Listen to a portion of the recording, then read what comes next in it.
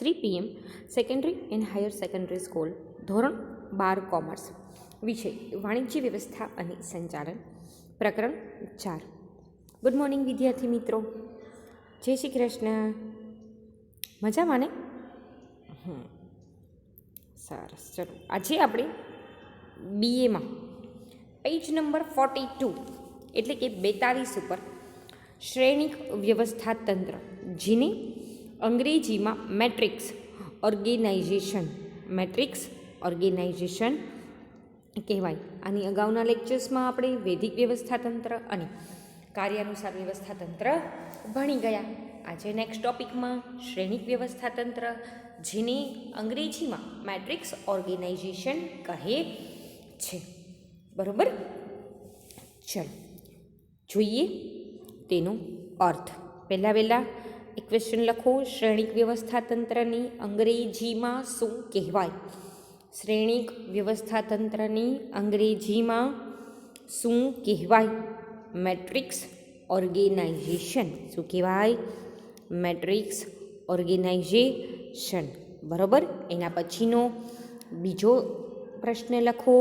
શ્રેણિક વ્યવસ્થા તંત્રનો અર્થ આપો.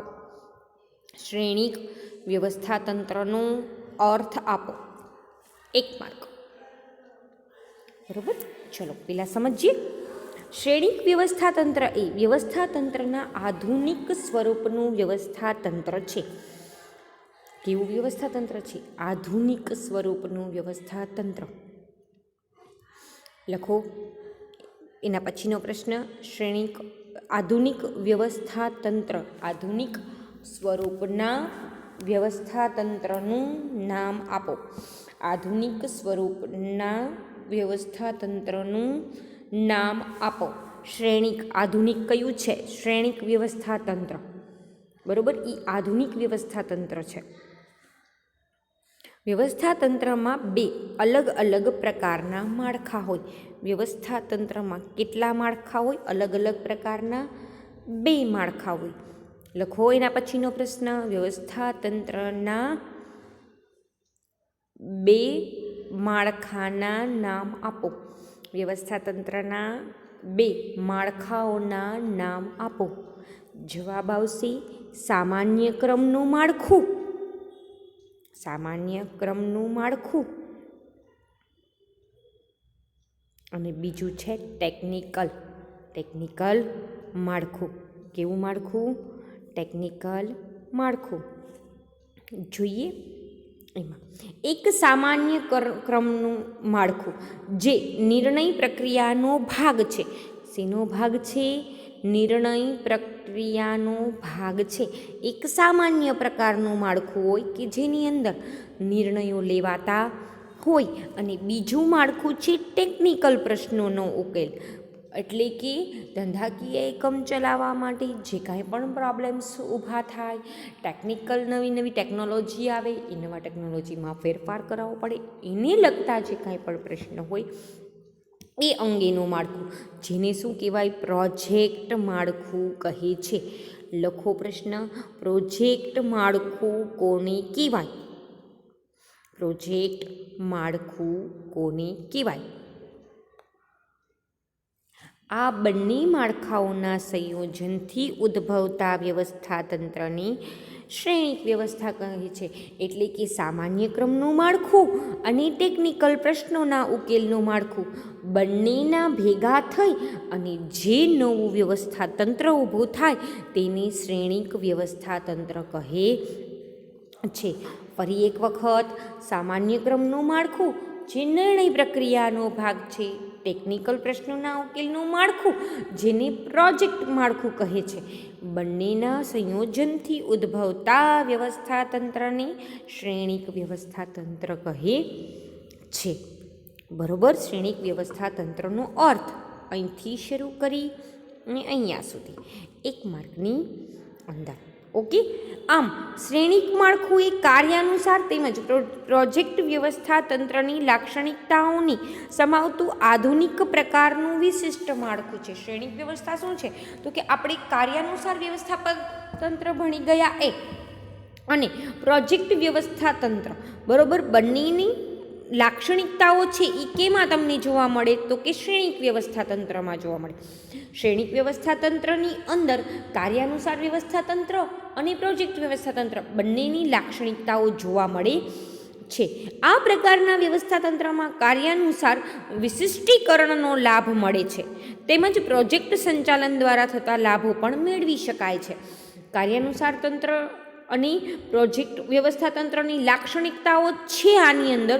તો કઈ કઈ લાક્ષણિકતાઓ તો કે કાર્યનું જે વિશિષ્ટીકરણ હોય એનોય લાભ મળે અને પ્રોજેક્ટ વ્યવસ્થા દ્વારા સંચાલનના જે કાંઈ પણ લાભો હોય તે સંચાલનના લાભો આપણને આ શ્રેણિક વ્યવસ્થા તંત્રની અંદર પ્રાપ્ત થાય છે. તે બહુવિધ હુકમ પદ્ધતિઓનો ઉપયોગ કરતું વ્યવસ્થા તંત્રીય માળખું છે. બહુવિધ હુકમ એટલે કે એક કરતાં વધુ હુકમો જે સ્વીકારે અને જે પદ્ધતિઓનો અમલ કરે એવી પદ્ધતિઓનો ઉપયોગ કરતું માળખું છે. બરોબર, આ જોયો આપણે તેનો અર્થ. હવે તો જોઈએ તેની રચના એટલે કે ડિઝાઇન.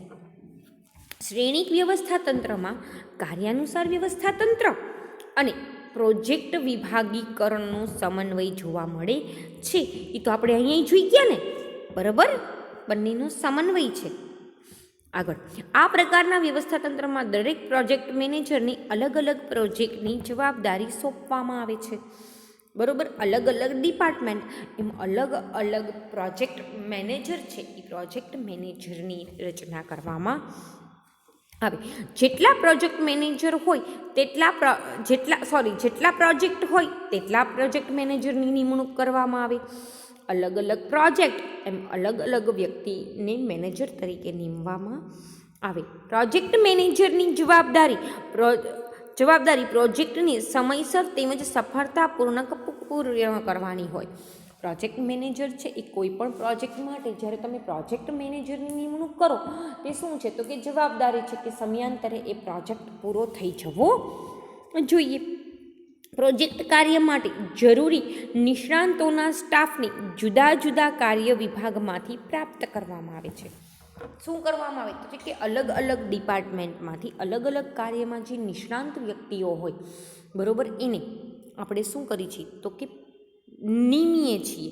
શેના માટે તો કે એ ડિપાર્ટમેન્ટ વ્યવસ્થિત રીતના કાર્યરત રહે પ્લસ સમયસર એ પ્રોજેક્ટ પૂર્ણ થાય એ માટે જે તે નિષ્ણાંત વ્યક્તિને જે કાર્યમાં જે વ્યક્તિ નિષ્ણાંત હોય એની નિમણૂક કરીએ છીએ. આ રીતે મેળવેલ નિષ્ણાંતોની જુદી જુદી ટુકડીઓમાં વહેંચવામાં આવે છે. જે વ્યક્તિ જે કાર્યમાં નિષ્ણાંત હોય એ વ્યક્તિને એ કાર્યમાં નીમવામાં આવે. સંશોધન અને વિકાસ નિષ્ણાંત, ઉત્પાદન રચના નિષ્ણાંત, ટેકનિક નિષ્ણાંત, કોમ્પ્યુટર નિષ્ણાંત વગેરે નિષ્ણાંતોને પ્રોજેક્ટ કાર્ય દરમિયાન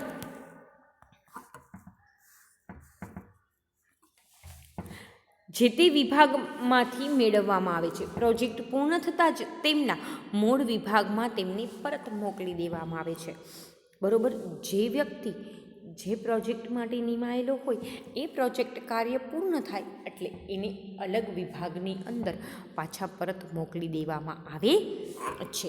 ચલો, અહીં તમને પ્રોજેક્ટ વ્યવસ્થા તંત્રની રચના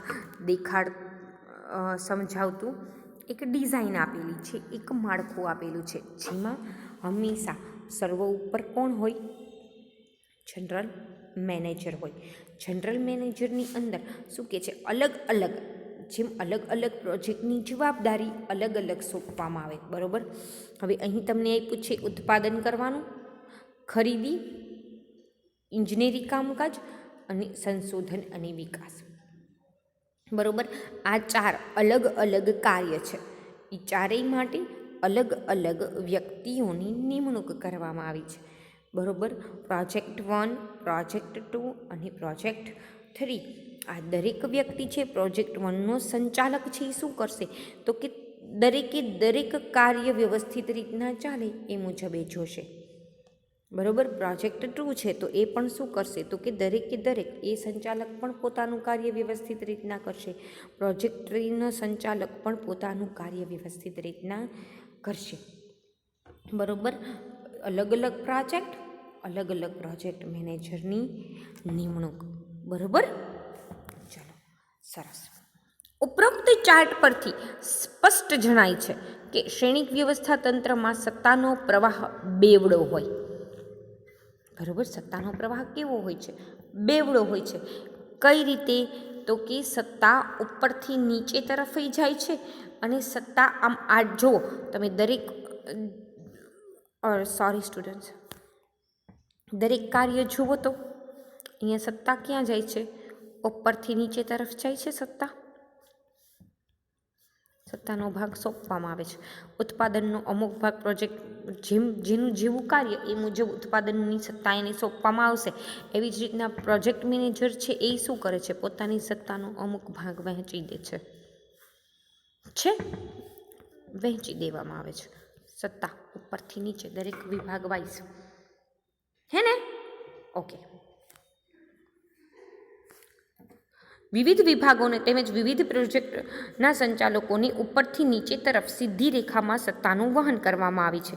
ડાબી બાજુએથી પણ જણાવવામાં આવ્યું છે કે દરેક પ્રોજેક્ટ અને પ્રોજેક્ટ મેનેજર સ્વતંત્ર રીતે શ્રેણિકની રચના કાર્ય કરે છે. તે માટે નિષ્ણાતોને જુદા જુદા ભાગમાંથી મેળવેલ વ્યક્તિઓ હોય છે.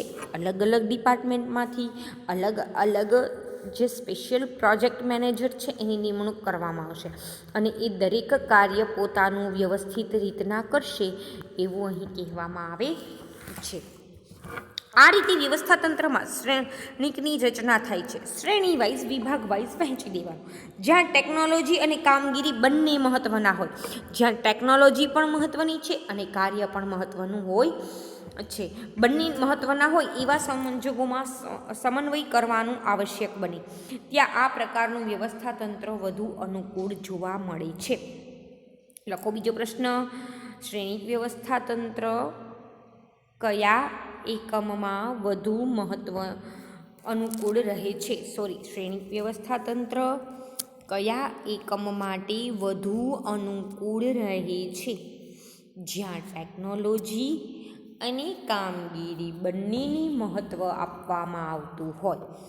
જ્યાં ટેકનોલોજી અને કામગીરી બંનેને મહત્ત્વ આપવામાં આવતું હોય તેવા એકમમાં શ્રેણિક વ્યવસ્થા તંત્ર વધુ સાબિત થાય છે. તમને કહેવા એવું માગે છે અલગ અલગ ડિપાર્ટમેન્ટ વાઇઝ, અલગ અલગ કાર્ય વાઇઝ, અલગ અલગ વિભાગ વાઇઝ અલગ અલગ નિષ્ણાંત વ્યક્તિઓની નિમણૂક કરવામાં આવે છે જે દરેક પોતાની સત્તા છે એ ઉપરથી નીચે તરફ વહેંચતી જોવા મળે છે અને એક પ્રોજેક્ટ મેનેજર દરેક કાર્ય પર દેખરેખ રાખે છે. બરોબર? ચલો, આ જોયું આપણે શ્રેણિક વ્યવસ્થા તંત્ર. શ્રેણિક વ્યવસ્થા તંત્ર છે એ સામાન્ય માળખું અને ટેકનિકલ માળખાના સંયોજનથી બનતું માળખું છે. શ્રેણિક વ્યવસ્થા તંત્ર છે એ કાર્યાનુસાર વ્યવસ્થા તંત્ર અને પ્રોજેક્ટ વિભાગીકરણ બંનેના લાભો એને જોવા મળે છે. કાર્યનું વિશિષ્ટીકરણ અને પ્રોજેક્ટ દ્વારા થતા જે કંઈ પણ પ્રોજેક્ટ દ્વારા જે સંચાલનના લાભો થાય એ બંનેનું તેમાં સમન્વય જોવા મળે છે. જેમાં સત્તાનું ઉપરથી નીચે તરફ અને ડાબીથી જમણી તરફ સત્તાની વહેંચણી થતું જોવા મળે છે. જે એકમમાં ટેકનોલોજી અને કામગીરીની વધુ મહત્ત્વ આપતા હોય એવા એકમમાં શ્રેણિક વ્યવસ્થા તંત્ર છે એ સૌથી વધુ અનુકૂળ આવતું જોવા મળે છે. શ્રેણિક વ્યવસ્થા તંત્ર એ વ્યવસ્થા તંત્રનું સૌથી આધુનિક સ્વરૂપનું વ્યવસ્થા તંત્ર છે. બરોબર? ચલો, આ જોયું આપણે શ્રેણિક વ્યવસ્થા તંત્ર. વિદ્યાર્થી મિત્રો, આ શ્રેણિક વ્યવસ્થા તંત્રની અંદર કાંઈ પણ ન સમજાણું હોય તો એની ટાઈમ કોલ કરી ડિફિકલ્ટી સોલ્વ કરી શકો છો. Thank you students.